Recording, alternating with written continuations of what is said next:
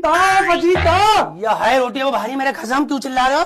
Fajita तेरी समझ में नहीं आती, तू मेरी माँ से बदतमीजी क्यों करती है? मैं नहीं करती, मेरे खसम तुम्हारी माँ से बदतमीजी वही दिन रात मेरे पीछे पड़ी रहती है। देख फजीता, तुझे बहुत प्यार से समझा रहा हूँ, मेरी माँ की इज्जत कर लिया कर।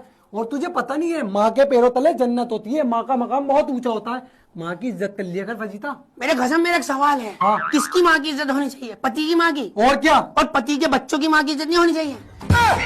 भाई इज्जत तो पति के बच्चों की माँ की भी होनी चाहिए। नहीं फजीता, तू घूम फिर के हर बार बीच में अपनी लकड़ी क्यों फंसा देती है? मेरे खसम में अपनी लकड़ी का फंसा रही हूँ। तुम्ही तो इतना लंबा लेक्चर दिया है कि माँ का मकाम बहुत ऊंचा होता है, माँ का रुतबा बहुत ऊंचा होता है, माँ के पैरों तले जन्नत होती है, माँ की खिदमत करने से जन्नत मिलती है। तो पति के बच्चों की माँ भी तो एक माँ है, उसका भी तो मकाम वही है। तो पति के बच्चों की माँ की इज्जत नहीं होनी चाहिए बे? अब ओए, पति के बच्चों की माँ तो मेरी बीवी हुई ना, तो मैं बीवी की इज्जत क्यों करूंगा? अब वो डायनासोर के अंडे, तेरी माँ जब तेरे घर में शादी करके आई, पहले तेरे अब्बा की बीवी थी ना। फिर उन्होंने एक बच्चे को जन्म दिया, फिर वो माँ बनी, फिर उनके पैरों तले जन्नत हो गई, उनका रुतबा बहुत ऊंचा हो गया, उनका मकाम बहुत ऊंचा हो गया। तो मेरी शादी तुझसे हुई चिलगोजे, मैं तेरी बीवी बनी, फिर मैंने बच्चे को जन्म दिया, तो मेरा भी तो वही मुकाम हो गया।